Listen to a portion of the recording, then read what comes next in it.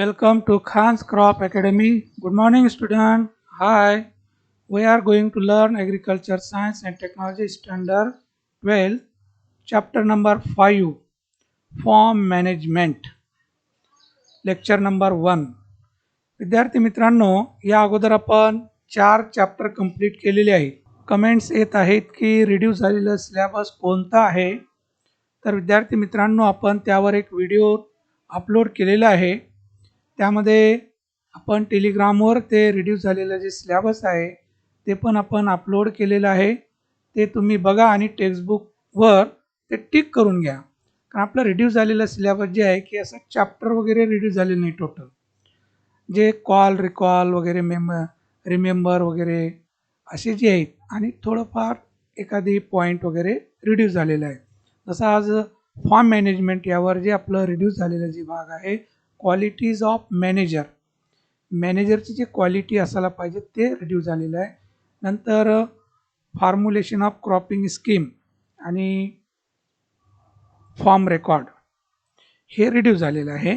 पण या 2020-21 या बोर्ड एक्झामसाठीच रिड्यूस आहे.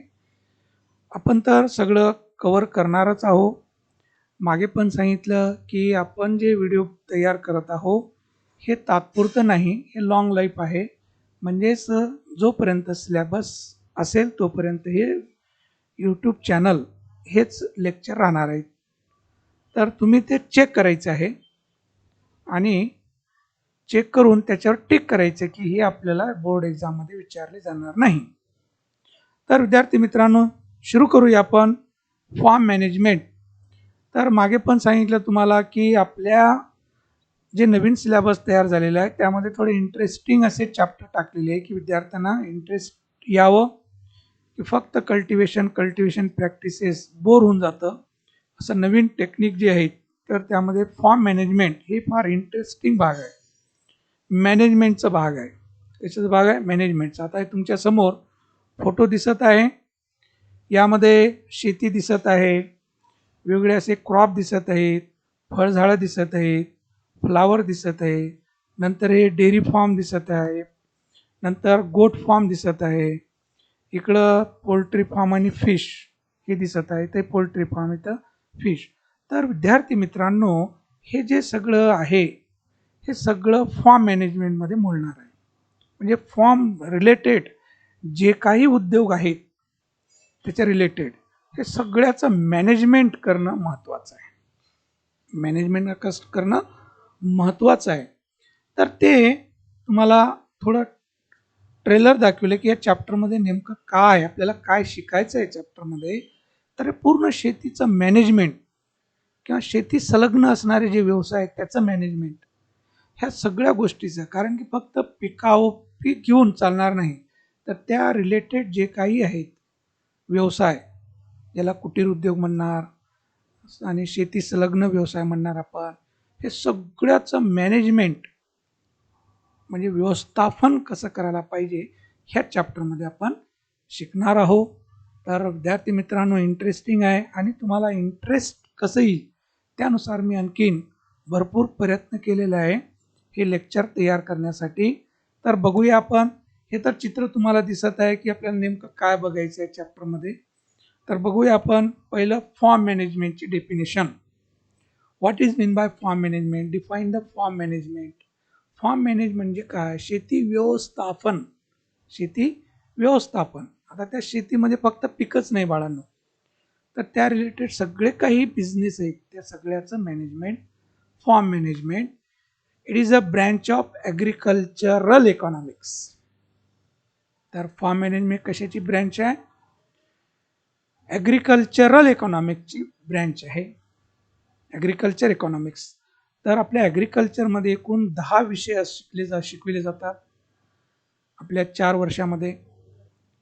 तर ॲग्रोनॉमी, हॉर्टिकल्चर, नंतर ॲग्रिकल्चर केमिस्ट्री, नंतर बायोकेमिस्ट्री म्हणजे त्यामध्ये soil science, plant pathology, plant entomology, नंतर agriculture extension, agriculture economics, agriculture engineering, animal husbandry, dairy science. किती विषय सांगितले बेटा?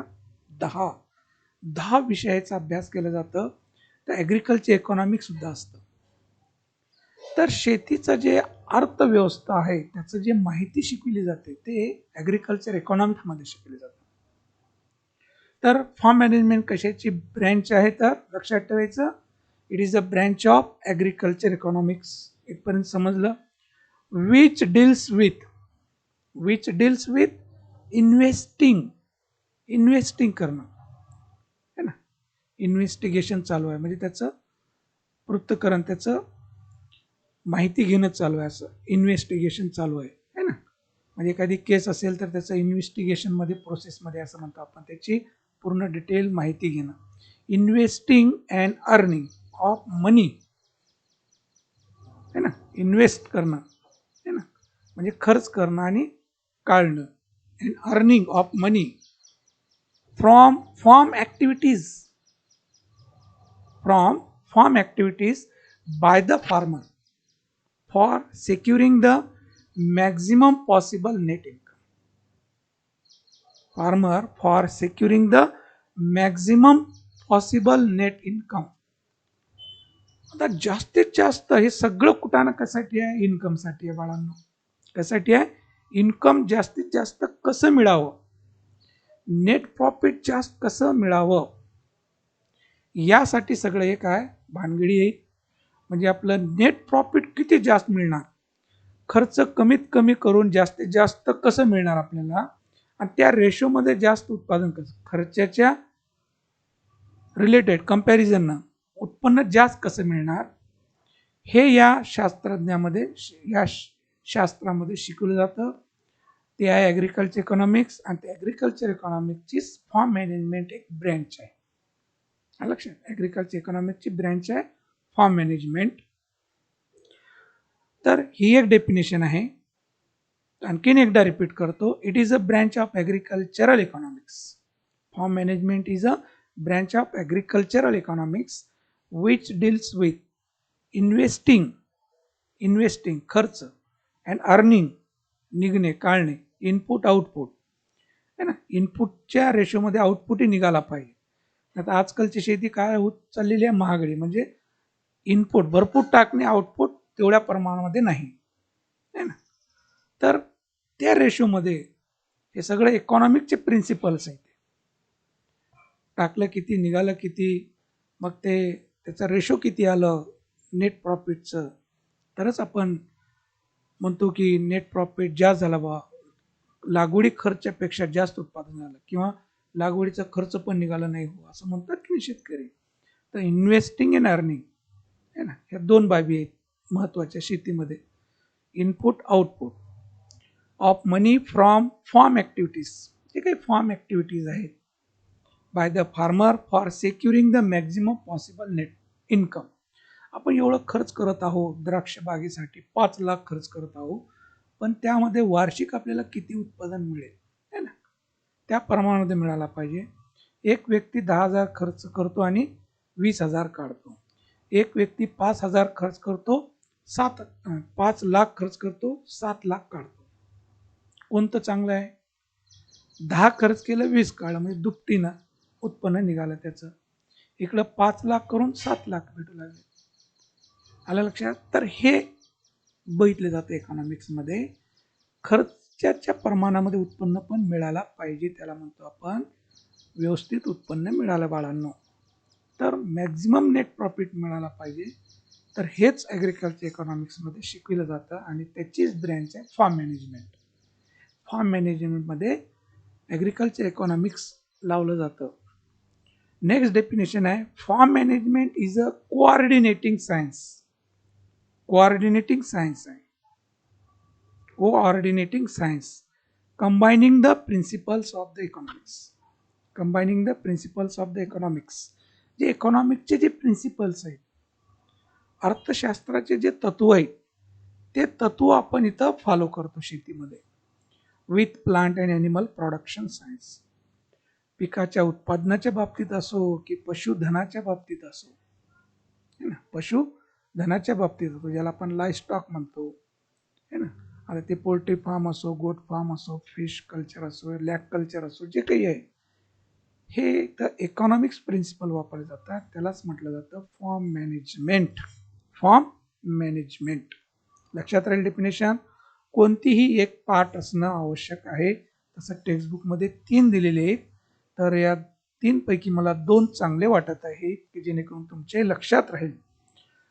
तर सेकंड डेफिनेशन आहे ते आणखी रिपीट करूया आपण. Farm management is a coordinating science. Coordinating आहे, combining the principles of the economics.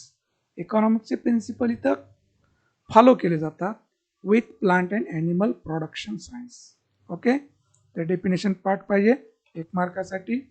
नंतर हे फॉर्म मॅनेजमेंटमध्ये हे काय काय इन्क्लूड होतं हे फ्लो चार्टच्या द्वारे मी तुम्हाला दाखवित आहे. यालाच इंटिग्रेटेड फॉर्म मॅनेजमेंट म्हणतात, एकात्मिक शेती व्यवस्थापन. तर हे क्रॉप हेल्थ आहे ना, हे पोल्युशन कंट्रोल. आता शेतीमध्ये पोल्युशन कंट्रोल हेही असणं महत्त्वाचं आहे. ॲनिमल हजबंडरी, आणि हे आहे बरोबर दिसत नाही पण हे आपलं जे नॅचरल जे सोलार वगैरे आहे आणि ते पवन ऊर्जा, या नॅचरल ऊर्जेचा आपण वापर करायला पाहिजे शेतीमध्ये.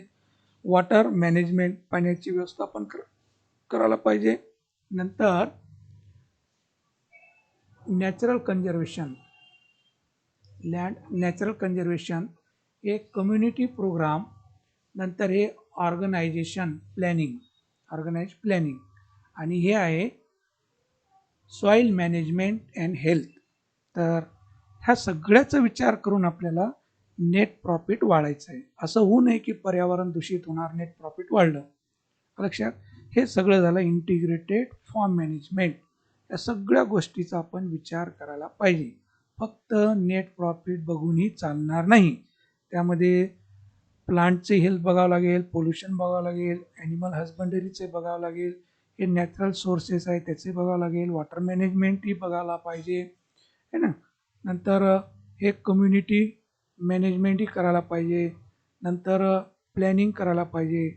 नंतर सॉईल मॅनेजमेंट अँड हेल्थ, जमिनीची आपण व्यवस्थापनही करायला पाहिजे की जेणेकरून जमीन नापीक होणार नाही. त्या सगळ्या गोष्टी आपण हे फॉर्म मॅनेजमेंटमध्ये विचार करतो. इथं आणखी तुम्हाला दाखवत आहे हे सगळं ऑपरेशन मॅनेजमेंट इन ॲग्रिकल्चर. ॲग्रिकल्चरमध्ये ऑपरेशन मॅनेजमेंट कोणकोणते आहेत हे सगळं मॅनेजमेंट आहे, ऑपरेशन आहेत ॲग्रिकल्चरमधले. ह्या सगळ्याचं मॅनेजमेंट करावं लागतं है ना, त्याला फॉर्म मॅनेजमेंट असं म्हटलं जातं. या सगळ्या गोष्टी व्यवस्थापन करायला पाहिजे, सगळ्या गोष्टी विचार करायला पाहिजे. नेक्स्ट, हे फॉर्म मॅनेजमेंटचंच आहे. पूर्ण शेतामध्ये फक्त फॉर्म म्हटलं की शेतच नाही बाळांनो, शेती संलग्न सगळं चालायचं याच्यामध्ये. हे सगळ्याचं काय करणं आपल्याला विचार करणं आवश्यक आहे. शेती संलग्न फक्त पीक उत्पन्न हेच ॲग्रिकल्चर म्हणजे ते नाही आहे. मला ॲग्रिकल्चरची डेफिनेशन सांगितली होती की it is a broad term आहे. काय ब्रॉड टर्म आहे, यामध्ये आर्ट आहे, सायन्स आणि बिझनेस पण आहे, नाही नाही, तिन्ही गोष्टी येतात ॲग्रिकल्चरमध्ये. तर फार्म मॅनेजमेंट म्हटलं बिझनेस व्ह्यू, शेती म्हटलं की बिझनेस व्ह्यू आलं. बिझनेस व्ह्यू आलं म्हणजे की मॅनेजमेंट आलं. कोणताही व्यवसाय बघा, शेती हा एक व्यवसायच आहे, पण त्या दृष्टीनं आपण बघत नाही. त्या दृष्टीनं जर बघितलं की त्याचं मॅनेजमेंट करावंच लागणार आहे. किराणा दुकानसुद्धा लावलं आपण तरी त्याचं रेकॉर्ड असतं. पानपट्टी जर लावली तर त्याचे रेकॉर्ड असतं की मी काय काय आणलेलं आहे, किती खर्च झालेला आहे, किती उत्पन्न निघाले. पण शेतकऱ्याकडे हे नसतं. तर हेच मॅनेजमेंट आहे बाळांनो. मॅनेजमेंट असल्याशिवाय आपल्याला कळणार नाही की शेती आपली लॉसमध्ये चालत आहे का प्रॉफिटमध्ये चालत आहे है ना. कारण आपण घरचे कामं करतो हां, त्यामध्ये तर आपल्याला काहीच पता लागत नाही की प्रॉफिट होत आहे का लॉस होत आहे. पण ते सगळं रेकॉर्ड असणं आवश्यक आहे. ते फार्म मॅनेजमेंट म्हटलं की सगळं चालत आहे, त्याचं सगळंच व्यवस्थापन आलं. लँड प्रिपरेशनपासनं तर मार्केट विकेपर्यंत सगळ्या गोष्टीचं हे व्यवस्थापन केलं जातं. तेच आहे फॉर्म मॅनेजमेंट. नेक्स्ट बघूया आपण ऑब्जेक्टिव्ज ऑफ फॉर्म मॅनेजमेंट. आता फॉर्म मॅनेजमेंटचा उद्देश काय, उद्देश बघूया आपण. त्याचं मिनिंग म्हणजे डेफिनेशन बघितली आपण. आता आपण बघत आहोत objective of farm management. Which objective, त्याचा उद्देश काय. Then first object of farm management to make effective planning regarding land utilization. काय पहिलं, टू मेक इफेक्टिव्ह प्लॅनिंग शिवाय सक्सेस नाही भेटो. तुम्ही 10वी पास झालं तर तुमचं प्लॅनिंग झालं किंवा सायन्समध्ये ॲडमिशन घ्यायचं, त्यामध्ये आणखी क्रॉप सायन्स किंवा क्रॉप प्रोडक्शन घ्यायचं, म्हणजेच मेडिकल ग्रुप घ्यायचं, आणि मेडिकल ग्रुप घेतल्यानंतर आपल्याला डॉक्टर व्हायचं. हे तुम्ही स्वप्न म्हणजे प्लॅनिंग केलं की नाही, त्या प्लॅनिंगसाठी मग कुठं राहायचं, कुठं ट्युशन लावायचे, कुठं रूम करायची आहे ना, हे सगळ्या गोष्टीचं प्लॅन केलं आणि त्यानंतर तुम्ही ते कामाला लागलो. हे प्लॅन, कोणती गोष्ट सक्सेस होण्यासाठी प्लॅन महत्त्वाचा आहे. प्लॅनिंग करणं गरजेचं आहे, प्लॅनिंग असणं महत्त्वाचं आहे.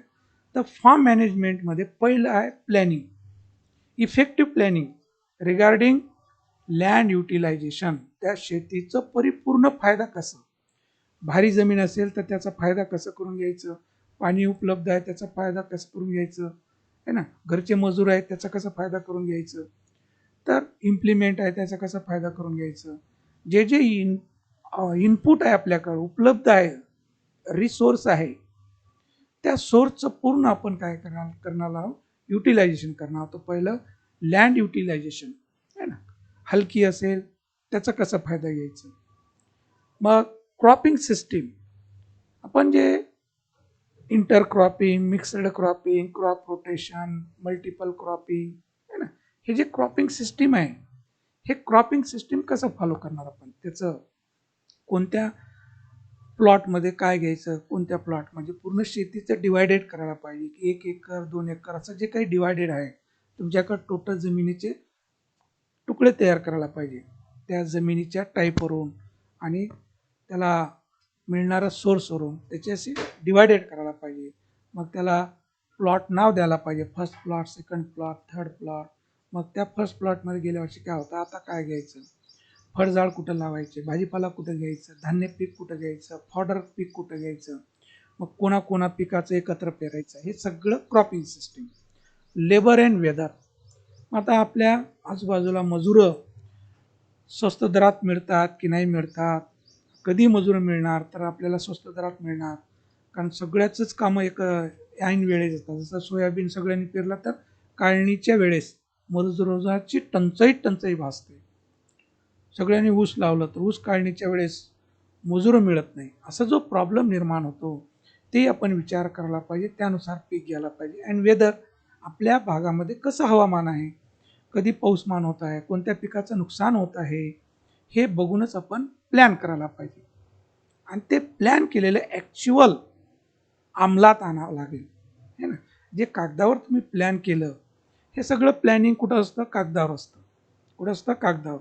जसं बिल्डिंग तयारी करायचं असेल तर आपण काय करतो, इंजिनियरकडून आपण प्लॅन आणतो की किचन किती बाय किती, हॉल किती बाय किती, कोणत्या साईडनी किती पिल्लर घालायचे, सगळं आपण इंजिनियरकडून प्लॅन आणतो. तसंच आपल्या शेतीमध्ये सुद्धा आपण प्लॅन करणं आवश्यक आहे. Next, to decide more profitable cropping system. त्याच्यामध्ये मोर प्रॉफिटेबल कोणतं आहे, आपल्याकडं पैसा किती आहे खर्च करण्यासाठी आणि कोणत्या पिकाला किती लागतं. नाहीतर आपल्याकडं इनपुट कमी आहे आणि आपण विचार करत आहोत द्राक्ष लावायचं, तर चालेल का, नाही. मग आपल्याकडं आहे किती आणि कोणतं पीक घ्यायचं की जेणेकरून जास्त प्रॉफिट मिळणार, हे आपण विचार करायला पाहिजे.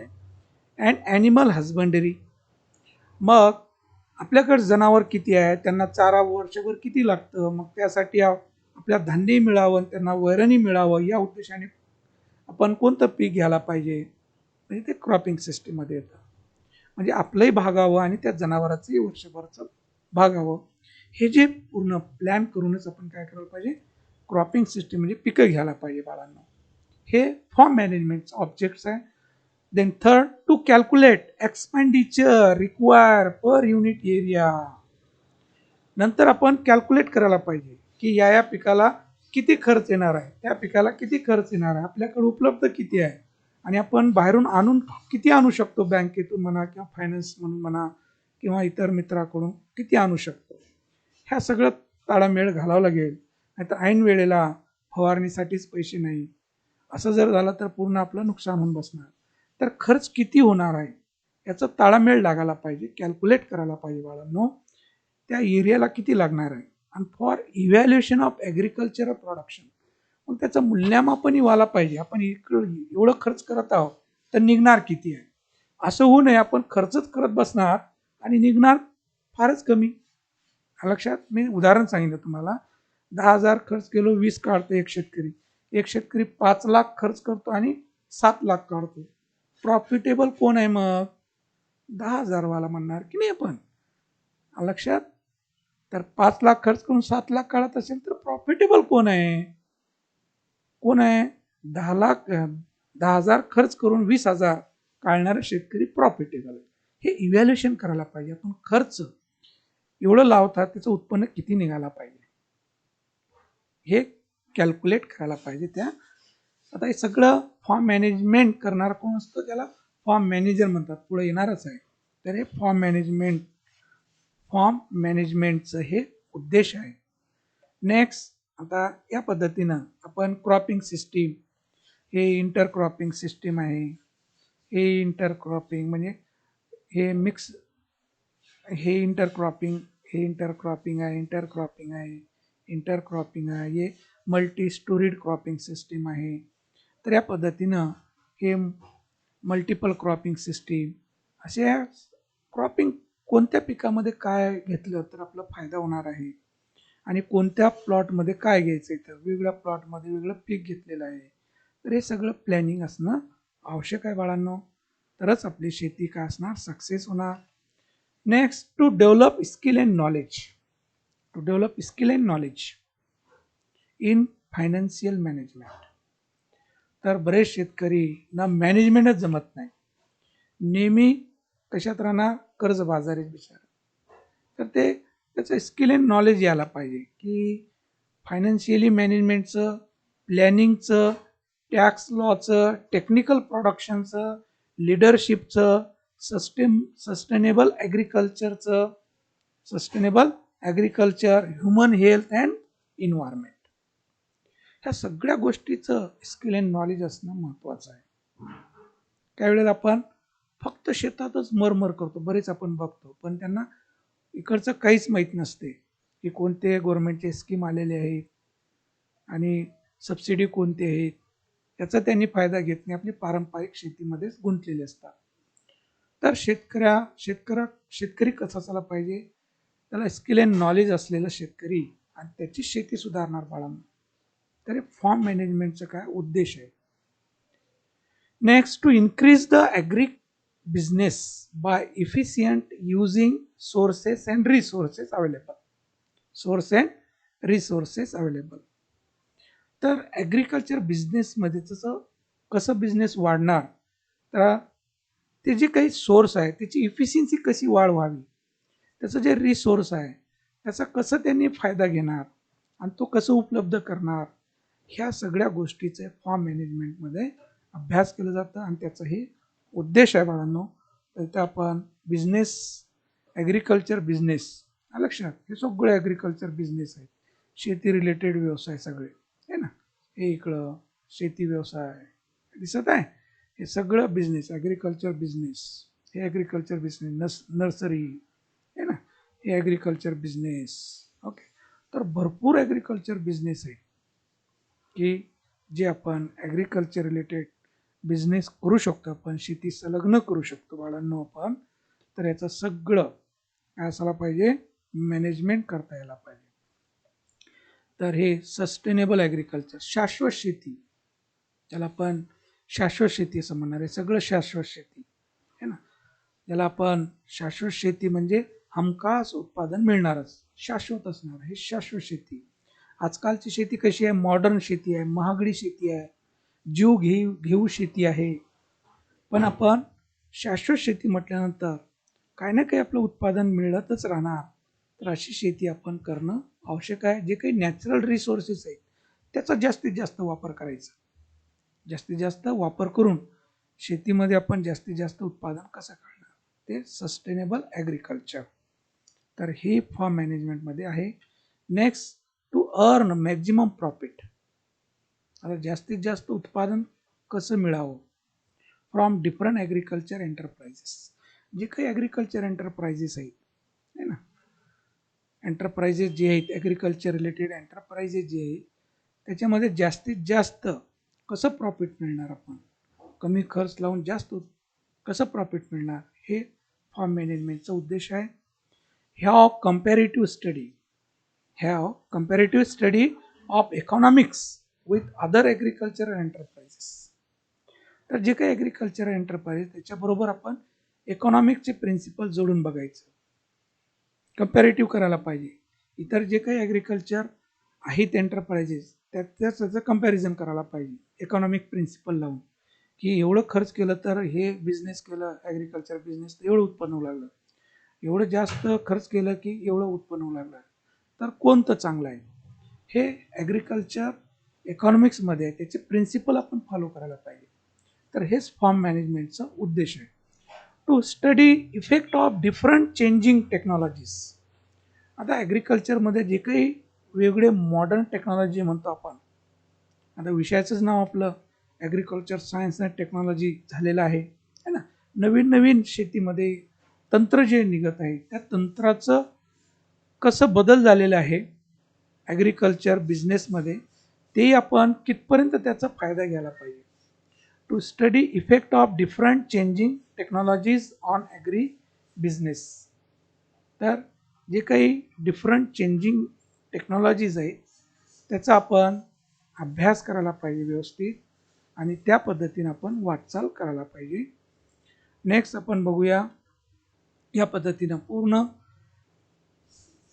फार्म मॅनेजर हे पूर्ण डिस्कस करून कोणतं बिझनेसमध्ये कसं प्रॉफिटेबल आहे हे सगळं बघूनच काय करायला पाहिजे, हे जास्तीत जास्त प्रॉफिट कसं मिळेल, कोणत्या बिझनेसमध्ये किती खर्च केलं की किती मिळेल, हे सगळं यामध्ये आपण फोटोमध्ये दाखविलेलं आहे. की हे जे काही आपण ऑब्जेक्ट्स बघितलेले आहेत, comparative study of economics with other agriculture enterprises, एकमेकाचं कंपॅरिझन करायचं. नर्सरी घातली तर काय होईल, पोल्ट्री फार्म उघडलं तर काय होईल, डेअरी फार्म उघडलं तर काय होईल, पीक फार्म उघडलं तर काय, गोट फार्म उघडलं तर किती उत्पन्न आहे, हे सगळं इकॉनॉमिक प्रिन्सिपल लावून आपण कोणतं फायदेशीर आहे आणि आपल्याकडं कोणतं रिसोर्सेस आहे आणि त्यामध्ये नवीन टेक्निक कोणती आली, फायदेशीर कोणती टेक्निक आहे, ह्या सगळ्याचा अभ्यास करूनच आपण याचा फायदा घ्यायला पाहिजे. तर हे जे फार्म मॅनेजमेंटचे ऑब्जेक्ट्स आहेत, तर हे ऑब्जेक्ट्स आहेत फार्म मॅनेजमेंटचे. ओके, तर विद्यार्थी मित्रांनो, आपण जे फार्म मॅनेजमेंट याची डेफिनेशन बघितली, तर त्याचे ऑब्जेक्ट्स बघितले, आपण काय बघितले, ऑब्जेक्ट्स बघितले बाळांनो. तर हे फार्म मॅनेजमेंटचे ऑब्जेक्ट्स आहेत. ऑब्जेक्ट्स फार महत्त्वाचे आहेत, 3 मार्काला किंवा 4 मार्काला विचारू शकतात फार्म मॅनेजमेंटचे objects, objective of farm management. तर हे लिहून काढायचं फार सोपं आहे. त्या रिलेटेड मी भरपूर फोटो टाकलेले आहेत की जे तुम्हाला कळणार की बा शेती हे फार्म मॅनेजमेंट नेमकं काय, फार्म मॅनेजमेंट नेमकं काय, तर व्यवस्थित तुम्हाला समजून सांगितलेलं आहे. तर व्हिडिओ व्यवस्थित बघा. तर विद्यार्थी मित्रांनो, जास्तीत जास्त शेअर करा, सबस्क्राईब करा आणि अभ्यास करा, घरीच राहा आणि लिहून काढा जास्तीत जास्त. थँक्स. जय जवान जय किसान.